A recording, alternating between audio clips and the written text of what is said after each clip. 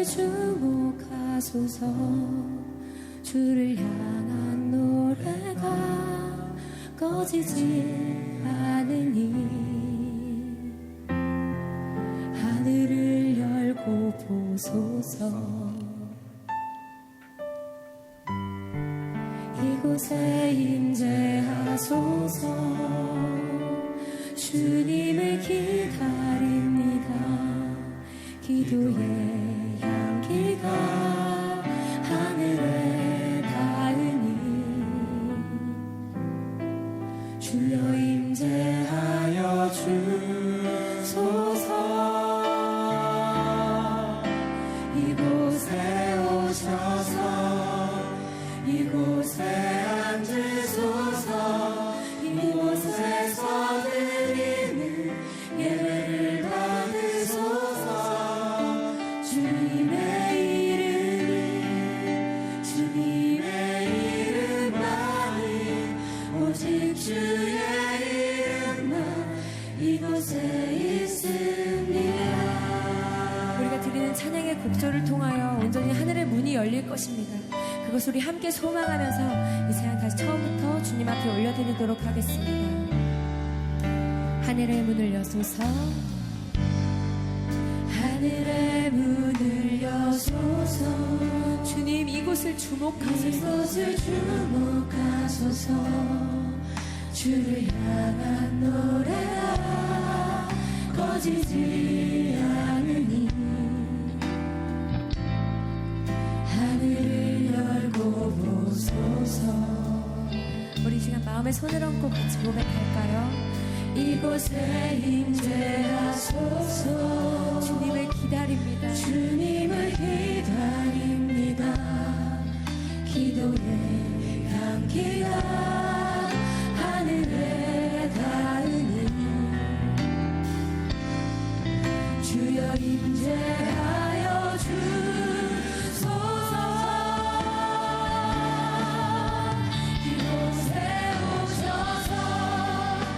이곳에 앉으소서. 이곳에서 드리는 예배를 받으소서. 주님의 이름만이 오직 주의 이름만 이곳에 한 번 더 전심을 고백합니다. 이곳에 오셔서 이곳에 앉으소서. 이곳에서 드리는 예배를 받으소서. 주님의 이름만이 오직 주의 이름만 이곳에 있습니다. 아멘. 주님 우리의 마음에 온전히 주님의 이름만이 남기를 소망합니다. 하나님 오늘 있을 예배 가운데에 온전히 주님의 이름만이 높임받으시기를 소망합니다. 우리의 마음의 예배를 받아주시옵소서. 우리의 마음의 보좌에 앉으셔서 우리의 삶의 예배가 온전히 당신 앞에 정말 드려질 수 있도록 당신의 통치 가운데 우리의 삶이 이루어질 수 있도록 주님 우리의 마음의 보좌에 임재하여 주시옵소서. 우리 간절한 마음으로 예수 그리스도의 이름으로 기도드렸습니다. 아멘. 주님 앞에 우리 주님의 이름을 높여드리는 시간 가질 텐데요. 우리 같이 박수하시면서 우리 주님의 이름을 높여드리도록 하겠습니다.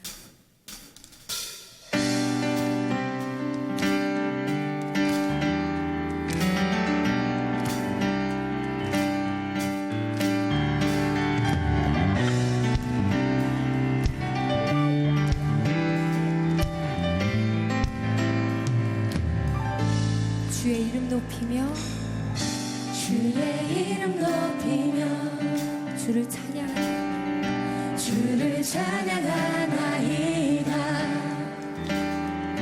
나를 구하러 오신 주를 기뻐하나이다. 계속해서 박수하시면서 찬양합시다.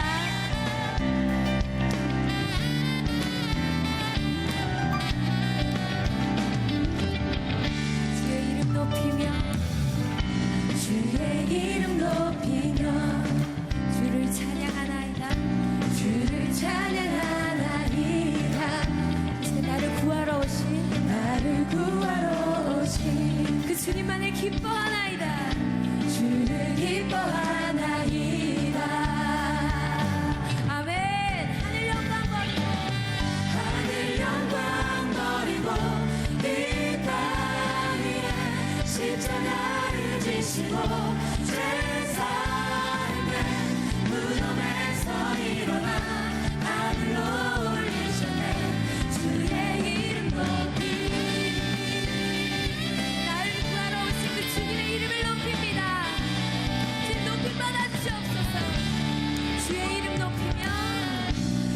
주의 이름 높이며 주를 찬양하나이다. 주를 찬양하나이다. 나를 구하러 오신 주를 기뻐하나이다. 주를 기뻐하나이다. 하늘 영광 버리고 이 땅 위에 십자가를 지시고 죄사함에 무덤에서 일어나 하늘로 올리셨네. 주의 이름도 한 번 더 고백합시다. 하늘 영광 버리고 이 땅 위에 십자가를 지시고 죄사함에 무덤에서 일어나 하늘로 올리셨네. 주의 이름 한 번 더 전심으로 고백할까요? 하늘 영광 버리고 이 땅 위에 우리에게 십자가를 주시고 우리 모든 죄를 사하셨습니다. 할렐루야. 무덤에서 일어나 하늘로 올리셨네. 주의 이름 높이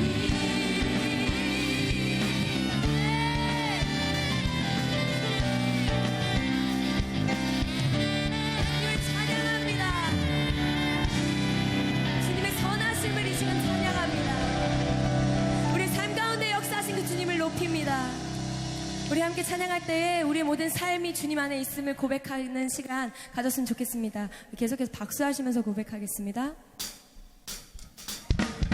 내 모든 삶의 행동 주 안에 주님 안에 있는 나의 숨쉬는 순간들도 내 모든 삶의 걸음 주 안에 내 길도 주 안에 나의 숨쉬는 순간들도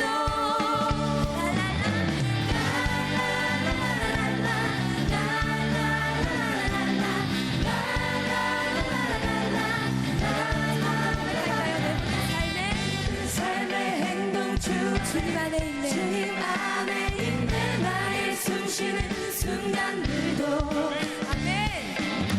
내 모든 삶의 걸음 주 안에 내 길도 주 안에 나의 숨쉬는 순간들도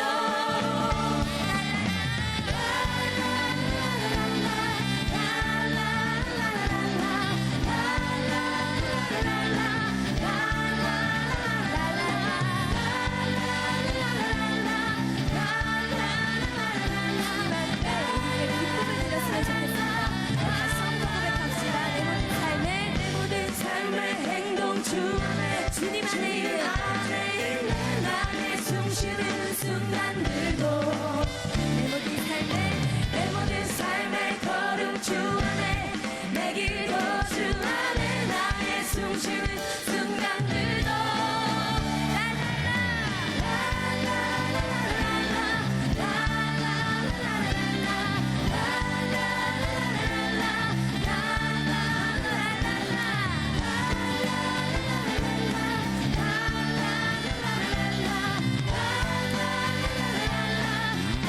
자비와 은혜의 물결 자비와 은혜의 물결 어디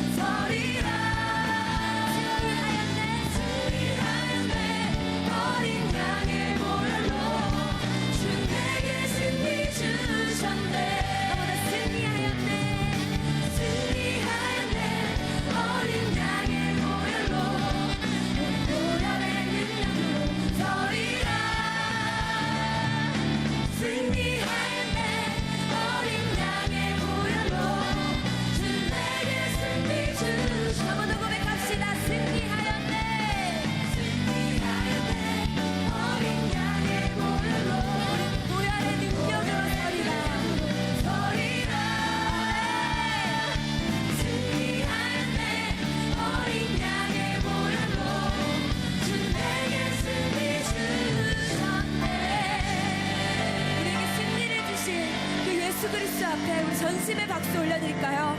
주님 사랑합니다. 주님 감사합니다. 할렐루야.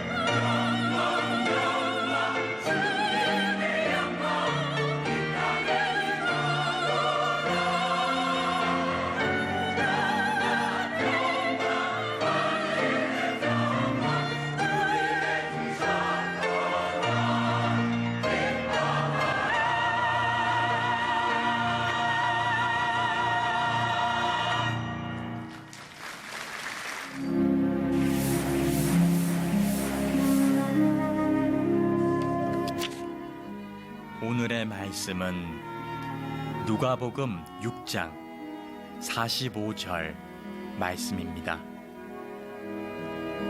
선한 사람은 마음에 쌓은 선에서 선을 내고 악한 자는 그 쌓은 악에서 악을 내나니 이는 마음에 가득한 것을 입으로 말함이니라. 최근에 우리 사회에 자기 스스로 건축 기술을 배워서 내 집을 직접 꾸미는 셀프 인테리어가 유행을 하고 있습니다. 과거에는 건축 기술이 있는 전문가들에게 내 집에 대한 이런 모든 걸 맡기곤 했는데, 이제 맡기지 않고 내가 어느 정도 기술을 배워서 스스로 내 집을 단장하고 꾸며보겠다. 다시 말하면 리모델링 열풍이 우리 사회에 불고 있습니다. 기존의 낡고 또 불편한 공간을 아주 편하게 그리고 혁신적으로 바꾸는 이 리모델링, 여러 가지 장점이 있죠. 근데 저는 이 이야기를 접하면서 리모델링이 단순히 집과 건물에만 해당되는 것이 아니라 우리 인생에도 리모델링이 필요한 사람이 있을 것이다. 살아가다 보면 망가진 인생이 있을 거고, 상처받고 주저앉은 인생이 있을 거고, 일어서야 할 그 타이밍이 된 인생이 있을 거다. 그런 분들에게 정말 필요한 게 있다면 그 인생이 리모델링 되어서 새롭게 고쳐졌으면 좋겠다. 아니, 어떤 영혼은 잠자는 영혼이 있을 거고 그 영혼이 정말 숨쉬지 못하는 영혼이 있을 텐데 그 영혼 또한 영혼의 리모델링이 될 수 있다면 그 영혼이 소생하고 새롭게 태어날 수 있을 것이다. 오늘 예배하는 여러분에게 삶의 또 영혼의 새로운 생기가 불어넣어지는 축복의 시간이 되시기를 주의 이름으로 축원합니다. 자, 오늘 말씀은 예수님께서 이제 평지 설교의 마지막 부분에 해당하는 이야기를 여러분과 나누게 됩니다. 지난 시간에 예수님께서 사복과 사화, 마태복음에서는 팔복이라고 하는데 누가복음에서는 사복과 사화로 이렇게 나누는 같은 주제를 좀 다르게 보는 시각으로 설명을 해드렸죠. 마태복음에서는 산상설교라고 하는데 왜 누가복음에서는 평지설교라고 하느냐? 지난 시간 말씀드린 대로 이스라엘 땅은 산과 그 평지가 별로 구분이 없는 땅입니다. 그래서 조금 높은 곳에 올라가면 그게 산처럼 여겨지고 또 내려와서 평지를 밟으면 큰 차이 없이 그걸 평지라고 하는데 마태는 예수님께서 그 같은 주제의 설교를 좀 높은 곳에서 산에 올라가서 설교하셨다 해서 산상설교라고 말하는 거고 누가는 그 같은 주제를 예수님께서 평평한 평지에서 말씀을 전하셨다 해서 평지설교라고 부른다고 했습니다. 지난 설교의 내용이 이런 거였죠. 가난한 자가 복이 있다. 역설적인 얘기를 예수님이 하셨는데 물질적인 가난을 얘기하는 게 아니라 심령이 가난해야만 복이 있다. 아무리 세상적으로 부유해도 내 심령이 여전히 하나님이 없이는 못 살겠고 하나님이 그립고 말씀이 사모되는 그런 영혼이 될수록 그가 복 있는 사람이다. 그러면서 주신 말씀이 원수를 사랑해라 라는 말씀까지 여러분에게 나누었습니다. 오늘 예수님이 이제 평지에서 12제자를 앞에 앉혀놓으시고 그 뒤에는 또 다른 많은 군중들이 모여서 예수님 말씀에 계속 은혜를 받고 귀를 기울이고 있는데 다른 주제 하나를 선택하셔서 말씀을 연이어 전하시는 겁니다. 그런데 이 말씀이 서로가 군중들이 제자들이 서로를 멀뚱멀뚱 바라보면서 고개를 갸우뚱거리면서 이해가 되지 않는 표정으로 예수님을 쳐다보고 자기들 얼굴을 번갈아 쳐다보는 그런 주제로 예수님이 설교를 하셨어요. 어떤 주제인가 한번 볼게요. 39절을 보겠습니다. 같이 한번 읽어볼게요. 또 비유로 말씀하시되 맹인이 맹인을 인도할 수 있느냐?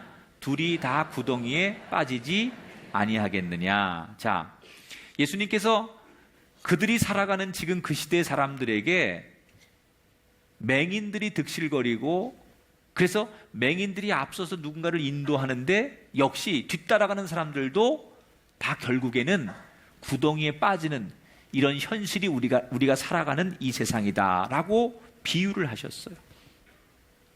제자들이나 많은 군중들이 아니 우리를 보고 왜 맹인이라고 그래? 앞을 못 봐야 맹인이지. 우리는 모든 사물을 다 분간하고 이렇게 잘 보는데 왜 우리들 보고 맹인이라고 하지? 다 잘 보는데? 예수님이 여기서 말하는 맹인이라는 것은 육신의 눈은 띄어져서 사물을 볼 수 있지만 영혼의 눈이 띄어지지 않아서 영안이 열리지 않아서 하나님이 하나님인 줄 모르고 진리가 진리인지를 모르는 상태를 말하는 거예요. 여러분, 사람이 이 시각적인 게 얼마나 중요한지 몰라요. 저는 우리가 살아가는 이 시대가 에덴 동산의 유혹이라고 생각해요. 에덴 동산이 인간들이 지은 첫 번째 죄가 시각적인 죄거든요. 그 선악과를 보면서 너무 먹음직스러운 거예요. 그 선악과가 너무 탐스러운 거예요. 우선 그 눈에 보일 때 너무 좋아 보이는 거예요. 여러분, 우리가 살아가는 지금의 시대가 그런 거 아닙니까? 얼마나 화려합니까? 세상에 나가면 얼마나 눈 돌아가게 만듭니까? 얼마나 먹음직스럽고 보암직스러운 게 많습니까? 나가보면요, 야, 저런 집에 살고 싶다. 저런 거 한 번만 입어봤으면 좋겠다. 저런 데 한 번만 들어갔으면 좋겠다. 저런 차 한 번만 타봤으면 좋겠다. 숨이 안 쉬어지는 게 너무 많아요. 여러분 그렇잖아요? 얼마나 우리가 사는 세상이 시각적인지 몰라요. 너무나 탐스럽고 좋아 보이는 것들이 많아요. 그게 에덴 동산의 유혹이죠. 정말로 자극적이에요. 얼마나 우리 눈에 탐스럽고 좋아 보이고 우리가 갖고 싶은 것들이 많은 세상인지 아마 에덴 동산보다 더하면 더했지 덜하지 않는 세상이 우리가 사는 세상이에요.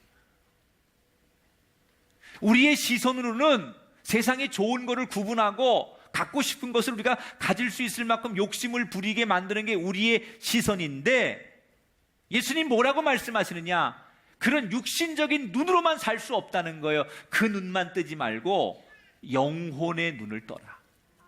그래서 정말 남이 못 보는 것을 볼 수 있는 사람이 되어라 그 말이에요. 맹인이 맹인을 인도해서 구덩이에 빠진다라는 말을 저는 두 가지의 묵상의 말씀으로 나눠봤어요. 첫째, 지도자가 중요하다는 거예요. 앞서가는 사람이 이게 잘못된 길을 가면 인도함 받는 사람이 다 멸망으로 가는 거예요. 그래서 우리가 늘 그리스도인이 해야 할 일 가운데 하나가 지도자를 위해서 기도하고 좋은 지도자를 만나야 되고 때로는 내가 어느 공동체에서 지도자의 역할을 부여받으면 그 역할을 잘해야만 나도 살고 상대도 살리는 거예요.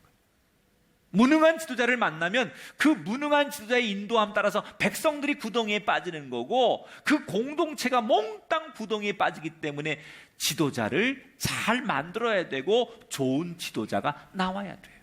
아니, 여러분이 어느 곳에서 지도자의 역할을 부여받았다면 여러분이 그게 가정의 공동체든 작은 회사든 여러분 이 교회 안에서 소그룹을 인도하든 여러분이 옳은 길로 영안의 눈이 떠져서 이게 옳은 길인지 맞는 길인지 생명의 길인지 하나님이 원하시는 길인지 알고 가야만 여러분을 따르는 사람을 옳은 길로 인도할 수 있을 텐데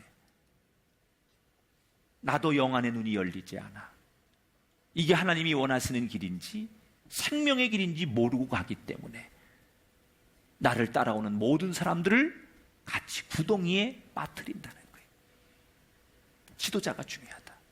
두 번째 어떤 묵상이 제 마음속에 찾아왔냐면 소경된 인도자를 따라간 책임은 자기에게 있다는 거예요. 여러분, 앞서가는 사람도 문제지만 그냥 덮어놓고 이 사람을 따라가는 그 책임 역시 나에게 있다는 거예요. 이 사람이 정말 나를 인도할 수 있는 지도자인지 나를 이끌 수 있는 생명의 길로 이끌 수 있는 옳은 길을 가게 할 수 있는 사람인지 자기가 판단하고 따라가야 되는데 잘못된 선택을 자기가 해놓고 내가 지도자를 잘못 만나서 이렇게 삽니다라고 말하는 것도 자기의 책임이라는 거예요. 그러면 내가 좋은 지도자를 만나기 위해서 분별하기 위해서 뭐가 필요하냐? 하나님의 분별의 은혜, 지혜의 은혜. 다시 말하면 이 분별과 지혜라고 하는 것은 하나님의 말씀이 내게 날마다 나를 깨우치고 가르칠 때 하나님의 말씀이 내 삶에 날마다 공급되어질 때 그 말씀의 기초에서 아 이게 옳은 길이구나 이 사람을 따라가도 되겠구나 라고 하는 것을 자기가 얻게 되는 거예요. 하나님이 우리에게 끊임없이 말씀의 공급을 주시지 않으면 우리가 뭐가 옳은 길인지 누구를 따라가야 할지 모르기 때문에 잘못된 길을 선택하더라는 거예요. 자, 그러면 2000년 전이나 지금이나 왜 많은 사람들이 영혼의 눈을 뜨지 못하는 걸까? 왜 하나님을 보지 못하는 걸까? 왜 진리를 사람들이 깨닫지 못하는 걸까? 두 가지 이유가 있어요. 첫째는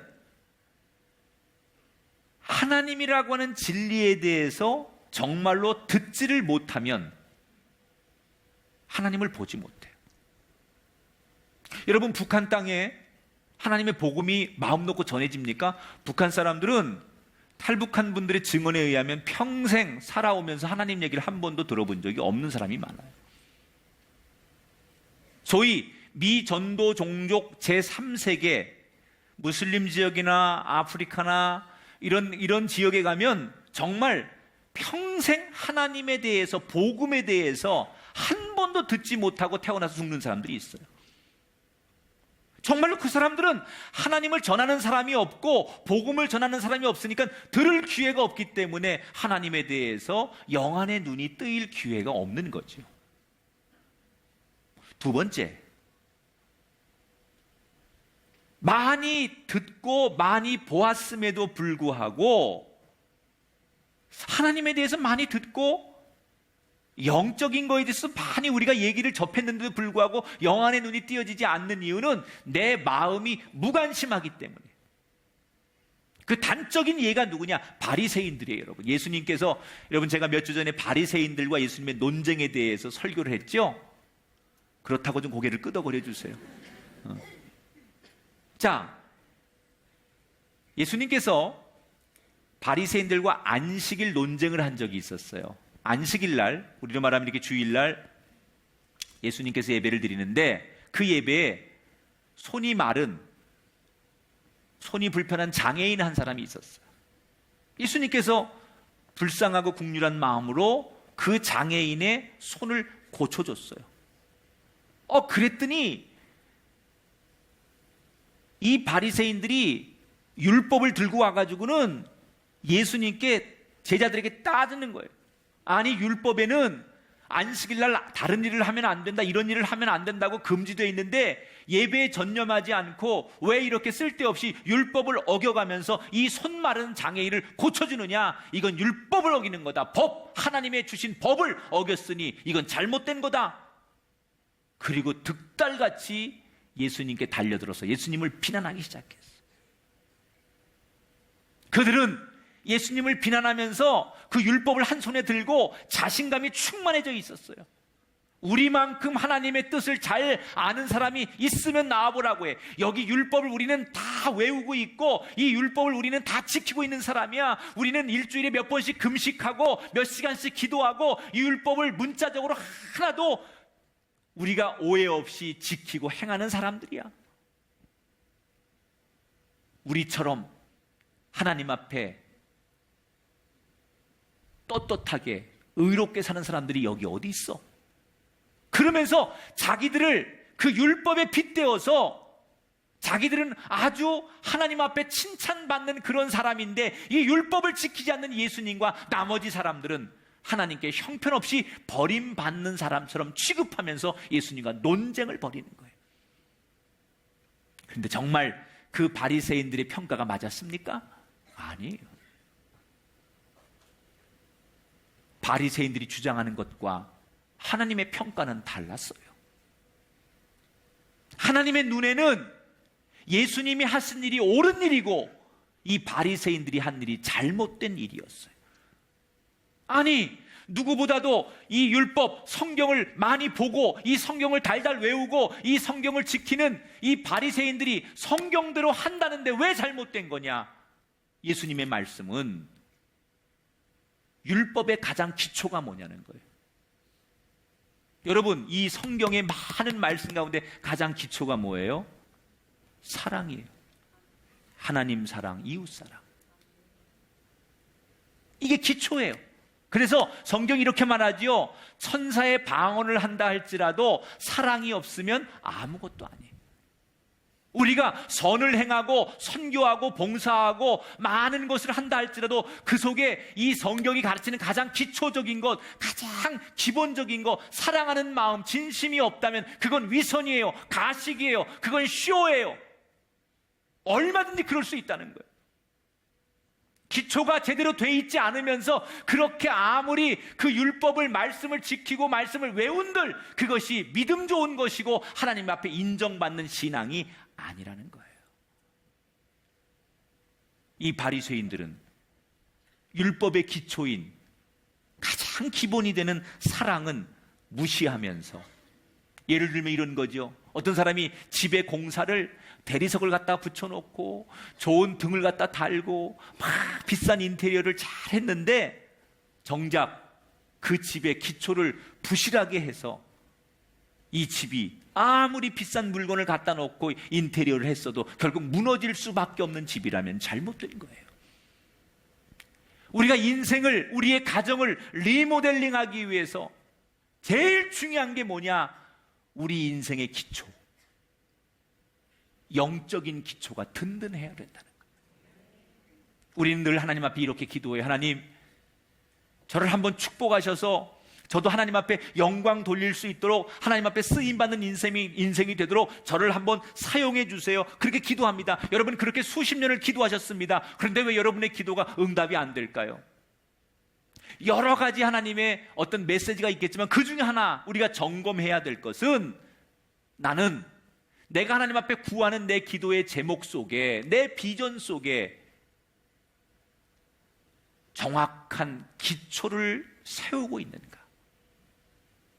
바람이 불어도 홍수가 나도 무너지지 않는 하나님이 주신 그 축복이 내 인생의 집에 채워질 때 내 기초가 든든해서 무너지지 않는 그런 집을 지어놓고 하나님 앞에 구하고 있는지, 만일 우리가 구하는 대로 하나님께서 우리에게 물질과 명예와 건강과 인기와 자손의 복, 그리고 번영의 복을 우리에게 주셨는데 우리 인생의 기초가 부실하기 때문에 하나님이 주신 그 축복이 우리에게 담가지지 못하고 기초가 부실해서 무너지는 인생이라면 그게 축복일 수 있냐는 거예요. 영적인 기초가 든든한가?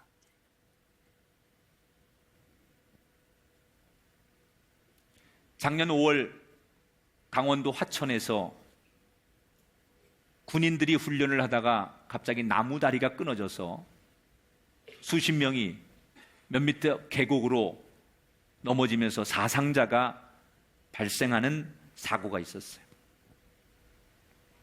이 다리가 만들어진 지 불과 6개월밖에 안 된 새 다리인데 이런 사고가 생겨서 경찰이 수사를 하기 시작합니다. 그리고 꼭 1년 만인 지난 5월 말에 수사 결과를 발표했습니다. 결론은 총체적 부실이었다. 아주 기본적인 설계도 자기들 마음대로 임의로 바꾸고 공사, 감독, 감리, 준공 이런 것도 자기들 멋대로 했다는 거예요. 한마디로 가장 지켜야 될 기초를 부실하게 했기 때문에 6개월 버틴 것도 다행이라는 거예요.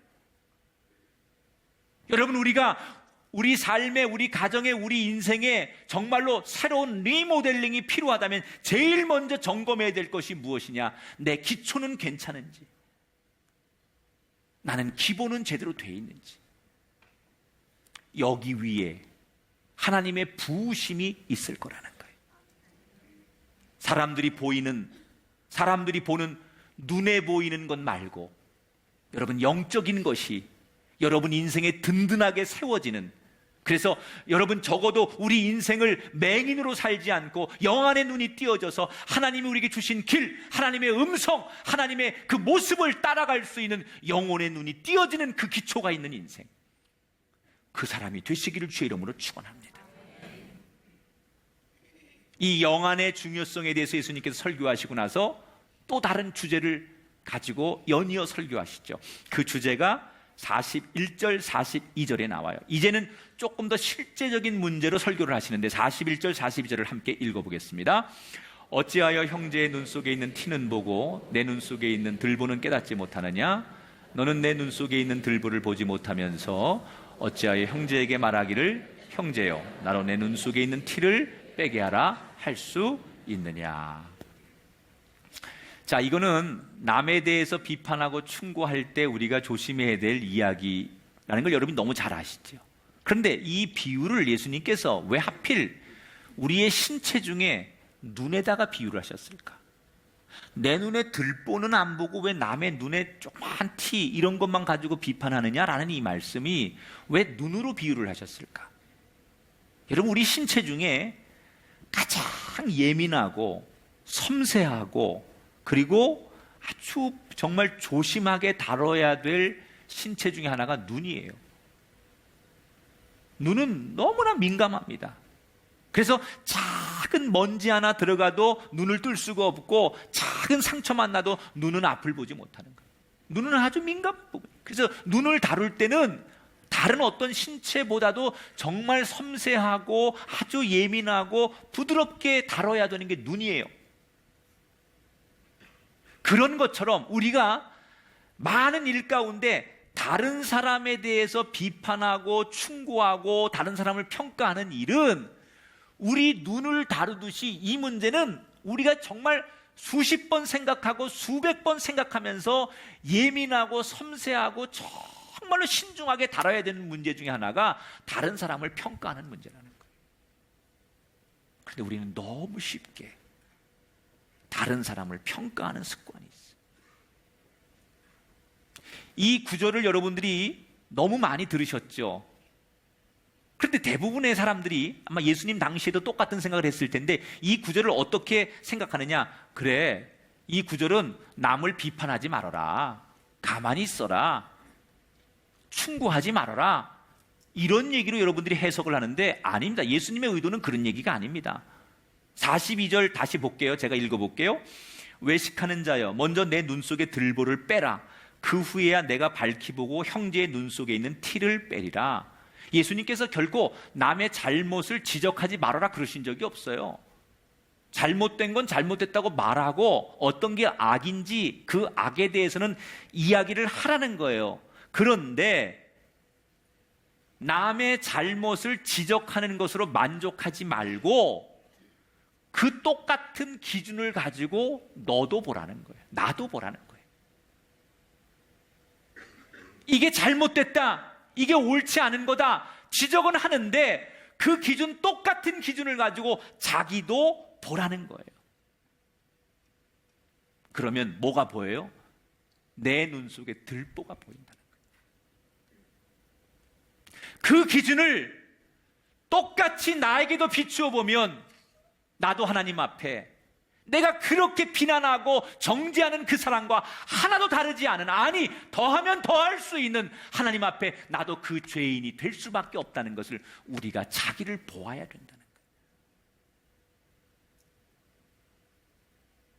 비판을 하지 말아라는 게 아니라 건강한 비판, 잘못된 것을 지적하는 거 해야 합니다. 그러나 그만큼의 기준을 가지고 나를 돌아보라는 거예요.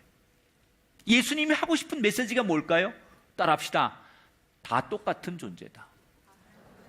뭐라고요? 예수님이 지금 우리에게 하고 싶은 메시지는 하나님 앞에 우리 모두는 똑같다는 거예요. 우린 다 하나님의 손에 지음받은 피조물이고 유한한 존재이기 때문에 얼마든지 죄인이 될 수 있으며 언젠가는 우리가 죽어야 하는 연약한 존재라는 거. 다를 바가 없어요. 그런데 많은 사람들이 나는 다르다고 생각해요. 남에 대해서 정죄하고 비판하는 사람들이, 대부분의 사람들이 내가 저 사람보다 낫다고 생각해요. 우위에 있다고 생각해요. 예수님이 왜 이거에 대해서 강력하게 비난하셨느냐면 바리새인들 때문에 이 얘기를 하신 거예요. 예수님이 레위 세리의 집에서 그 집에 찾아가서 식사를 했더니 민족을 배반하고 동족의 피를 빨아먹는 저 반민족주의자, 저런 사람하고 예수님께서 어울려? 그러면서 예수님을 같이 비난하고 이 세리 죄인과 식사한다고 사람들이 비웃었어요. 그런데 그렇게 예수님을 비웃고 비난하는 그 바리새인들의 심리는 어떤 거냐? 적어도 저 세리와 나는 레벨이 다르다는 거예요. 여러분, 우리 눈에 보면 개미는 다 개미지. 그 개미가 더 우월해 보이고, 어휴, 네가 훨씬 낫구나. 어이구, 너는 종자가 좋구나. 여러분, 개미 보면서 그럽니까? 하나님이 보실 때는요, 우리 다 하나님의 손에 의해서 지음받은 피조물이고요. 하나님 보실 땐 다 우리가 죄인들이에요. 그런데 그 하나님의 기준으로 보지 않고 내 기준으로 내가 사람들을 등급을 매기고 평가하면서 그렇게 사람들을 우리가 공개적으로 또는 우리가 사람들에 대해서 비참하게 그 사람의 인생을 논한다면 과연 우리는 그런 자격이 있느냐? 그만큼 내가 남을 정죄하고 충고하는 만큼 그만큼의 분량을 가지고 나는 과연 하나님 앞에 바르게 살고 있는가? 라고 하는 문제를 자기에게 항상 해야 된다는 거예요. 그것이 자기 인생을 건강하게 만드는 방법이에요. 한번 따라 합시다. 권면의 목적은 상대를 심판하는 데 있지 않고 바로 세우는 데 있다. 여러분, 권면이 뭐예요? 심판하려고 하는 게 아니에요. 그 사람을 어떻게 하든지 바로 세우려고 하는 그런 의도에서 우리가 충고도 하고 권면도 해야 된다는 거예요. 그래서 우리가 늘 어떤 사람에 대해서 권면하고 이야기할 때 우리의 눈을 다루듯이 아주 신중하게 하는데 적어도 이런 기도를 하면 좋을 것 같아요. 한번 따라 합시다. 주님, 저 영혼을 불쌍히 여기소서. 그러나 나도 죄인이오니 이 죄를 이기게 하옵소서. 반드시 이런 마음으로, 이런 기도가 우리에게 동반되면서 이야기를 해야 된다는 거예요. 비판하는 만큼 그 잣대 기준을, 그 기준을 가지고 나에게도. 여러분, 어떤 학생이 시험을 봤는데 자기가 시험 봐놓고 자기가 채점을 하는 거예요. 그리고 나는 100점이야. 그리고 자기가 자기 점수를 후하게 주고 자기 잘 봤다고 말한다면 여러분 그거 인정하겠습니까? 공정하게 선생님이 점수를 매기고 심판해야 되는데 자기가 자기 인생에 대해서 점수를 주고 나는 잘 봤다고 말한다면 그게 되겠냐는 거예요. 기준이 누구냐는 거예요. 내가 기준이 되면 안 된다는 말씀을 예수님께서 오늘 하시는 거예요. 자기를 성찰하라는 거예요. 자, 이렇게 두 번째 주제를 다루신 다음에 다시 세 번째 주제로 또 다시 예수님 넘어가시죠. 이 세 번째 주제는 너무나 당연한 말씀이기 때문에 제자들이 뭐 이렇게 당연한 얘기를 신중하게 하시지라고 생각하면서 또 한 번 예수님을 의아하게 쳐다보는 주제예요. 자, 성경을 볼게요. 43절, 44절을 읽어보겠습니다. 못된 열매 맺는 좋은 나무가 없고 또 좋은 열매 맺는 못된 나무가 없느니라. 나무는 각각 그 열매로 아나니 가시나무에서 무화과를 또는 찔레에서 포도를 따지 못하느니라. 자, 아니 너무 당연한 얘기 아닙니까? 좋은 나무에서 좋은 열매가 맺히고 나쁜 나무, 안 좋은 나무는 좋은 열매를 맺을 수 없다. 아니, 너무나 당연한 얘기. 콩 심은 데 콩 나고 팥 심은 데 팥 난다라고 하는 우리의 속담과 같은 이치 얘기를 예수님께서 굳이 뭐 이런 상식적인 얘기를 설교의 제목으로 꺼내셨을까? 그런데 예수님의 의도를 알고 나면 몸서리가 쳐지는 얘기예요, 이 얘기가. 왜? 이게 무슨 의도냐면 나무를 좋은 나무인지 나쁜 나무인지 열매를 보면 안다. 그렇게 말씀하시면서 우리 인생이 마지막 날에 내가 어떻게 살았다, 어떻게 살아왔다, 이거 소용없다는 거예요. 하나님이 보시는 기준은 우리가 마지막 날에 어떤 항변, 어떤 이야기가 중요한 것이 아니라 우리가 맺은 인생의 열매를 가지고 우리를 평가하신다는 얘기예요. 여러분, 지금 우리가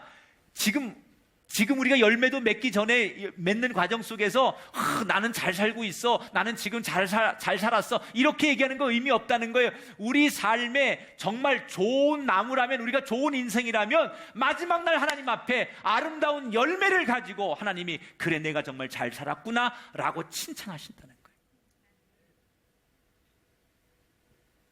여러분, 당연한 거 아니에요? 좋은 열매를 맺으려면 좋은 나무가 돼야 돼요. 그러면 우리가 좋은 열매를 맺고 좋은 나무가 되려면 뭐가 필요할까?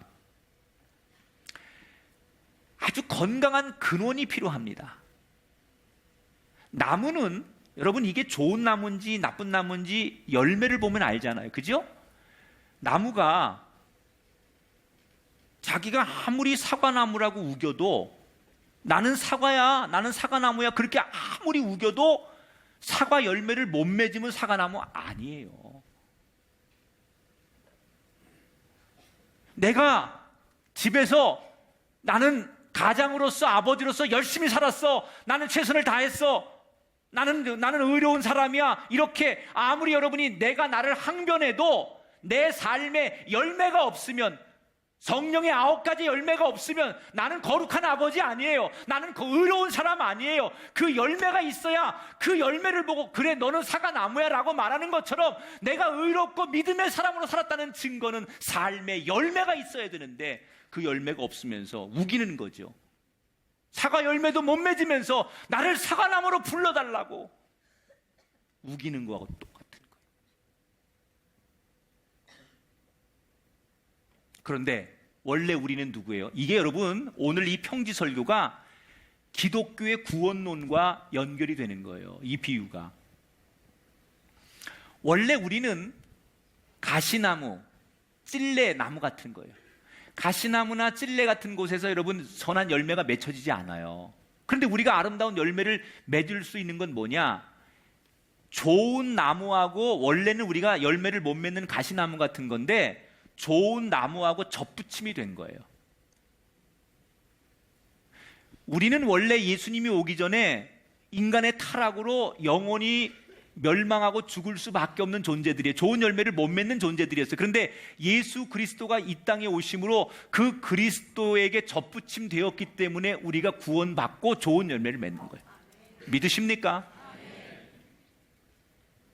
그러니까 아무리 내가 교회 오래 다니고 아무리 내가 명목상의 그리스도인이 되고 연수가 오래돼도 소용없어요. 내가 예수 그리스도를 나의 구주로 영접하고 거듭남의 체험이 있어야만, 내가 예수 그리스도와 접붙임 돼야만 원래는 좋은 열매를 맺을 수 없는 내 인생이 예수 그리스도와 접붙임 되어서 내가 예수 그리스도 때문에 좋은 열매를 맺는 거예요. 아무리 윤리적이고 상식적이고 세상의 학식과 철학과 모든 것을 가지고 있어도 나라고 하는 존재는 원래 가시나무예요. 구원받을 수 없는 존재예요. 그런데 예수 그리스도를 만나기 때문에 그분의 손에 의해서 내가 구원받는 거죠. 그래서 우리는 그리스도를 영접하고 거듭남의 체험이 반드시 있어야 된다는 거예요. 이게 접붙임이라고 하는 거예요. 그런데 한 가지 우리가 알아야 될 게 있어요. 그러면 그 나무가 접붙임 되어서 저절로 열매를 맺으면 좋은데 그렇지 않거든요. 여러분 농사를 지어보신 분들은 알겠지만요, 좋은 나무로 열매를 맺기 위해서는 오랜 시간과 과정이 걸립니다. 보통 사과나 귤나무를 심으면 적어도 3년이 지나야 열매를 맺기 시작하는데 10년 정도 자라야만 500개 정도의 열매가 열린대요. 자, 좋은 나무를 심어놨는데 지가 잘 알아서 자라서 열매를 막 맺으면 좋은데 그렇지 않잖아요. 이게 좋은 나무인데 열매를 맺기까지 몇 년 걸릴 때까지 해충도 오고 가뭄도 오고 영양 공급이 안 돼가지고 이 나무가 중간에 죽기도 하고 시들시들 앓기도 해요. 그래서 열매를 맺기까지, 그 좋은 나무가 되었지만 열매를 맺기까지 뭐가 있어야 되느냐? 쉬지 않고 공급이 돼야 돼요. 관리가 돼야 돼요. 우리가 예수 그리스도를 영접하고 거듭남의 체험이 있지만 끊임없이 경건의 훈련과 말씀이 공급되고 하나님과의 소통과 우리가 예배의 은혜와 감격이 계속해서 공급되지 않으면 이미 구원받은 것은 확실하지만 그 구원받은 것 가지고 우리 삶의 성령의 열매가 맺히지 않는다는 얘기예요. 그래서 거듭남의 경험이 있지만 끊임없는 경건의 훈련, 하나님 앞에 부르짖는 기도의 훈련, 하나님의 은혜의 공급이 채워질 때 내 삶에 성령의 9가지의 열매가 열리는 거예요. 우리가 여러분 막 부흥회 때 은혜 받고 금식하며 은혜 받고 성령 체험하면서 은혜 받고 그런 감격스러운 순간들이 다 있었어요. 그런데 그런 감격스럽고 예수님이 나의 구주시고 나의 주인임을 압니다, 그런 고백이 있었지만 그 고백 안에 머물기 때문에 계속 열매를 맺기까지 공급되는 게 없기 때문에 분명히 좋은 나무가 되었지만 그 나무 스스로 모든 것을 다 해결할 수 없는데 오늘 우리들이 그걸 간구한다는 거예요. 내가 이미 과거에 경험한 은혜로, 내가 체험한 은혜로, 내가 한번 경험했던 거듭남의 은혜로 나의 삶이 만족한다고 생각하는 현대의 그리스도인들, 좋은 나무가 되는 것까지는 접붙임이 되었지만 열매 맺기까지는 공급하심에 끊임없는 은혜가 없다면, 그런 노력과 수고가 없다면 여러분, 그 수고가 우리가 원치 않아도 때로는 하나님 앞에 순종하고 울면서 엎드려야 될 그때가 있어요. 그래야만 우리에게 9가지의 성령의 열매가 열리는 거예요. 갈라디아서 5장 22절 23절 성령의 9가지 열매를 같이 읽어보겠습니다. 시작. 오직 성령의 열매는 사랑과 희락과 화평과 오래 참음과 자비와 양선과 충성과 온유와 절제니 이 같은 것을 금할 법이 없느니라.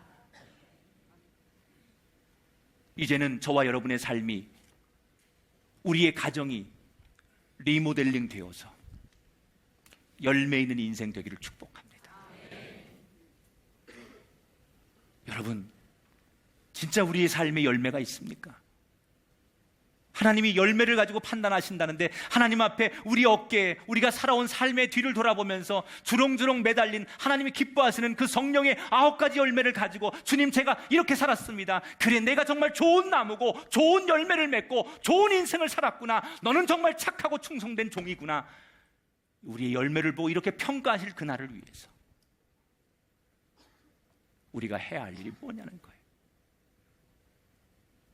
단순히 예수님이 그 시대의 바리새인들, 그 율법만 붙들고 말씀의 글자만 붙들고 몇 번을 금식하고 몇 번을 기도하고 몇 번을 예배했느냐, 얼마의 예물을 드렸느냐, 이것만 가지고 만족하고 논쟁하는 그 바리새인들께 주셨던 말씀이지만, 지금 내가 교회에 나와 앉아있는 이것으로 만족하는 우리들에게, 이미 나는 과거에 많은 은혜를 경험했고 봉사와 섬김과 선교의 경험이 있기 때문에 그것만으로 충분하다고 생각하고 이제는 좀 쉬어도 된다고 생각하거나 식어진 내 마음에 다시 불을 붙일 생각하지 않는 우리들에게 주시는 돌직구 아니겠냐는 거예요. 다시 우리 마음에 불을 붙여 열매로 우리를 드러내십시다. 아무리 우겨도 소용없어요. 나 좋은 목사야, 나 좋은 교인이야, 우리 교회 좋은 교회야, 우리가 주장해도 소용없어요. 남들이 볼 때 정말 좋은 열매가 맺히면 내가 말하지 않아도 좋은 나무구나,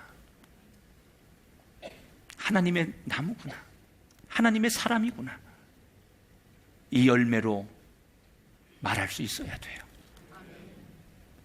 우리의 편견과 아집으로가 아니라 삶으로, 열매로 당당하게 드러낼 수 있는 저와 여러분이 되기를 주 이름으로 축원합니다. 오늘 이 평지 설교, 사실은 어려운 설교예요. 많이 들었지만 별로 가슴에 와닿지 않는 설교예요. 좀 고리타분한 얘기예요. 그런데 사실 이 설교를 하셨던 예수님의 의도 속에는 이렇게 우리가 정말 깊이 봐야 하고 우리 삶에 반드시 우리가 점검해야 될 아름다운 이 기독교의 우리 영적인 진리가 이 안에 담겨 있는 말씀이에요. 따라합시다. 영적인 맹인이 되지 말아라. 비판을 넘어 나를 돌아보아라. 예수님이 내 인생의 근원입니다. 할렐루야. 우리를 쓸모없다고 버리지 않으시고 다시 이 말씀을 주시면서 한낱 우리를 땔감처럼 너는 저 불을 태우는 그곳에 땔감 정도로 쓰이는 인생밖에 쓸 가치가 없구나라고 우리를 버리지 않으시고 어떻게 하든지 좋은 열매 맺게 하셔서 좋은 인생을 만들어주기 위해서 다시 한번 이 말씀을 주셨다면 이 말씀에 접붙임되어서 다시 소생하고